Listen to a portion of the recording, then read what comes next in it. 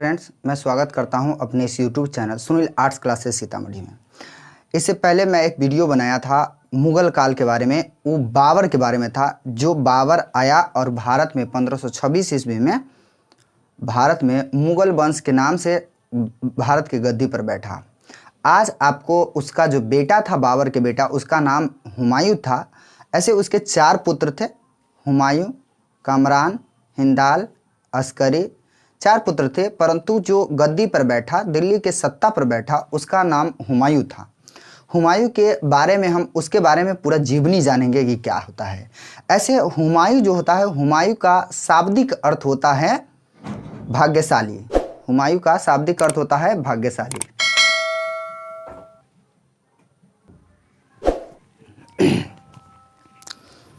हुमायूं का शाब्दिक अर्थ होता है भाग्यशाली। क्यों? क्योंकि देखिए, कोई भी शासक को एक बार गद्दी से उतर जाने के बाद दोबारा जो है गद्दी मिलना नसीब नहीं होता था। परंतु ये हुमायूं है, उसको एक बार गद्दी पर से हट जाने पर पूरा 15 वर्ष के बाद गद्दी पर बैठता है। फ्रेंड्स देखिए, इसमें हम देखते हैं उसके बारे में। उसका जो शासनकाल है 1530 से लेकर 1556 तक माना जाता है, लेकिन उसके शासनकाल को 2 चरण में विभक्त किया गया है। इसके शासनकाल को 2 चरण में विभक्त किया गया है। एक चरण है जो 1530 से 1540 के बीच, और दूसरा चरण है 1540 से 1555 और 56। ठीक है, यही 2 चरण है। ठीक, 1530 से 1540 और 1555 से 56 के बीच है। अंतिम समय में दोबारा जब आया तब ज़्यादा दिन तक शासन नहीं कर पाया। अब देखिए, ये हुमायूं है। इसका हुमायूं का पूरा नाम है नसरुद्दीन हुमायूं। ठीक है, हुमायूं का पूरा नाम है नसरुद्दीन हुमायूं।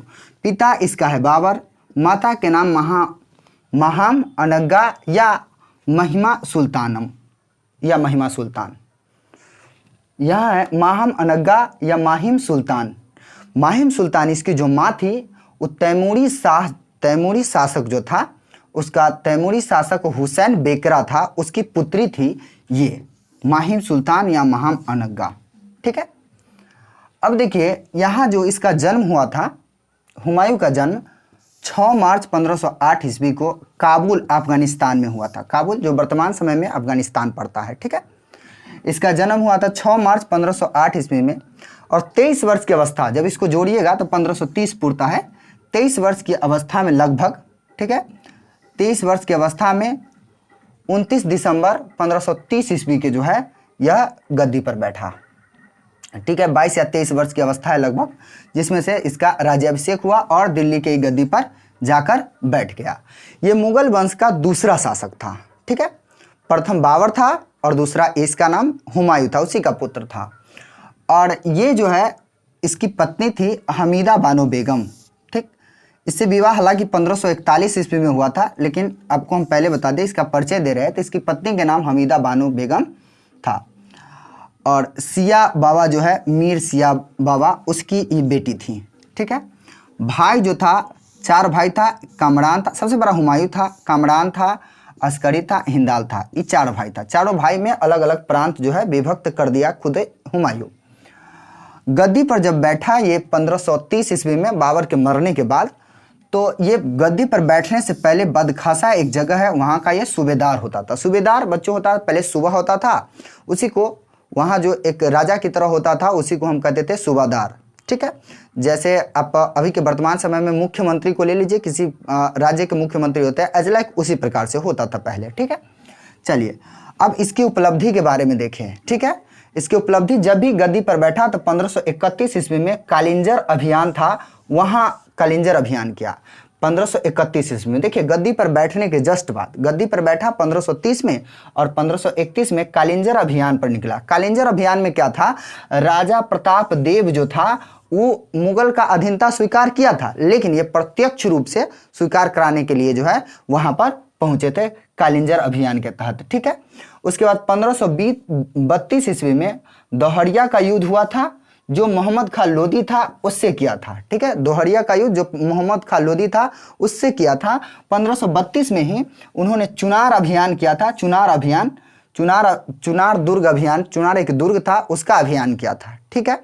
और 1532 में 2 काम किया था, दोहरिया की युद्ध हुआ था महमूद खां लोदी से, और चुनार दुर्ग अभियान किया था। और हम जानते हैं, एक बात और बता दे बच्चों, चुनार दुर्ग को पूर्वी भारत का फाटक कहा जाता है। पूर्वी भारत का फाटक किसको कहा जाता है? चुनार दुर्ग का। 1533 ईस्वी में दिल्ली में एक दीन पनाह नामक नगर और दुर्ग मतलब किला की स्थापना किया अपने रहने के लिए। यहाँ पर दीन पनाह जो है दिल्ली में एक नगर और दुर्ग की स्थापना किया। दुर्ग मतलब किला। 1534 में क्या हुआ? बिहार के शासक को अधीनता स्वीकार किया। 1534 ईस्वी में बिहार के शासक को अधीनता स्वीकार किया। फिर क्या हुआ? देखिए ये सब उतना महत्वपूर्ण नहीं रहा। अब यहाँ 1539 से बहुत महत्वपूर्ण बनता है, जो इसके शासन काल में उलट फेर की घड़ी आ गई। समझिए 1539 में चौसा का युद्ध हुआ जिसमें ये हार गया, ठीक है। चौसा का युद्ध हुआ। 1540 में बिलग्राम का युद्ध हुआ, वह शेर शाह जो है किया। पहले इसका नाम शेर खां था। जब चौसा का युद्ध हुआ तो इन्होंने अपने नाम के आगे जोड़ लिया शाह, तो शेर शाह, ठीक है। उसके बाद 1540 में बिलग्राम का युद्ध हुआ। बिलग्राम के युद्ध के बाद ये दिल्ली छोड़कर भाग गया। दिल्ली छोड़कर भाग रहा था। बिलग्राम के युद्ध के बाद अंतिम ये जो है दिल्ली से हाथ धोना पड़ा इसको। चौसा और बिलग्राम के युद्ध के बाद ये गद्दी को जब छोड़ के भाग रहा था, भागने के क्रम में जो है इसके पास एक फूटी कौड़ी भी नहीं था, ठीक है। फूटी कौड़ी भी नहीं था, तो नदी जो पार कर रहा था वह नदी था, उसका नाम था कर्मनाशा नदी। कर्मनाशा नदी को पार करना था। कर्मनाशा नदी गंगा नदी की एक छोटी नदी है, ठीक है। वह कर्मनाशा नदी पार करना था, तो इसको जो है एक जेब में फूटी कौड़ी भी नहीं था। तो ये जो है वो नाव चलाने वाला जो शिहाबुद्दीन निजाम नामक भिश्ती था, उसको कहा अरे भाई तुम हमको ये कर्मनाशा नदी को पार करा दो, जो गंगा नदी की उपनदी है। इसके बदले में जब हम कभी सत्ता में आएंगे या मेरी स्थिति ठीक ठाक हो जाएगी तो इसका कर्ज हम चुका देंगे, ठीक है। उसके बाद ये शिहाबुद्दीन निजाम नामक भिश्ती उसको पार करा दिया, ठीक है। जब बाद में पुनः लौटता है, यहाँ गद्दी पर बैठता है, दिल्ली के गद्दी पर बैठता है पुनः 1555 ईस्वी में, तो इसे जो है शिहाबुद्दीन निजाम नामक भिश्ती को एक दिन के लिए दिल्ली के सत्ता पर बैठाता है। और ये शिहाबुद्दीन निजाम नामक भिश्ती बहुत चालू था। एक दिन के सत्ता पर बैठने पर ये क्या किया? अपना नाम चलाने के लिए एगो चमड़ा के सिक्का जारी कर दिया, ठीक है। तो पूछेगा चमड़ा का सिक्का किसने जारी किया? तो यह है शिहाबुद्दीन निजाम नामक भिश्ती ने, एक दिन के कार्यकाल में ही।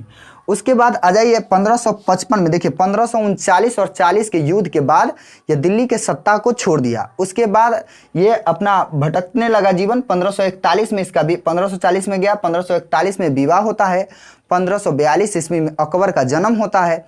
उस समय इसकी स्थिति ठीक नहीं था। राजा बिरसाल के महल में ही छोड़ के आगे बढ़ जाते हैं, ठीक है। जब अकबर का जन्म होता है तो वहाँ पर इसको देने के लिए कुछ नहीं होता है, तो कस्तूरी जो है अपने साथियों में बांटता है, अपने खेमों में बांटता है। और कहा जाता है शायद उस समय हुमायूं के जिह्वा पर सरस्वती विराजमान थी कि कहा कि जिस प्रकार से कस्तूरी इस पूरे खेमों को महका रहा है, उस प्रकार से आप लोग ऐसा आशीर्वाद दीजिए कि हमारा जो है बेटा विश्व में जो है इसी प्रकार से महक और इसी प्रकार से नाम मतलब उसका हो। ठीक इसी प्रकार से हुआ। वो इसीलिए कहा जाता है कि हुमायूं के जिह्वा पर सरस्वती विराजमान थी कि अकबर का नाम जो है मतलब पूरे विश्व में हो गया। चलिए आइए, जैसे 1539 और 40 के युद्ध से दिल्ली के सत्ता को छोड़ा था, उसी प्रकार से 1555 ईस्वी में मछीवाड़ा का युद्ध किया। और इस मछीवाड़ा के युद्ध के साथ जो है दिल्ली के सत्ता पर पुनः जो है वापस आ गया, ठीक है। 1555 में दिल्ली के सत्ता पर बैठा। 15 वर्ष के बाद ये लौटा। 15 वर्ष जो है शेर शाह सूरी जो है, जिस शेर शाह सूरी है वह अफगान शासक के नाम से अपना स्थापना किया 15 साल तक। और 1555 में आया मछीवाड़ा के युद्ध। और 1556 में क्या हुआ? इसका एक दीन पनाह जो है दिल्ली में स्थापना किया था। उसमें पुस्तकालय था, पुस्तक पढ़ने का इसका बड़ा शौक था। और ये पुस्तकालय से पुस्तक पढ़ के निकला तो सीढ़ी से गिरकर इसका मृत्यु हो गया। ऐसे ज्योतिष पर भी विश्वास करता था। अलग अलग समयों पर अलग अलग अलग अलग दिनों पर अलग अलग कपड़ा धारण करता था, ज्योतिष पर बहुत विश्वास करता था। उसके बाद जब इमारतुद्दीन पनाह पुस्तकालय से गिरकर मर गया तो एक लेनपुल नामक इतिहासकार थे, वो कहा कि जिस प्रकार से हुमायूं का जीवन गिरते पड़ते आरंभ हुआ है, ठीक उसी प्रकार से अंतिम समय में भी गिरते पड़ते वो मर गया। ठीक है, और इसके बाद जो है ये क्या होता है कि इसका 1556 में मृत्यु होता है और इसका जो बेटा है अकबर, राजा घोषित कर दिया जाता है।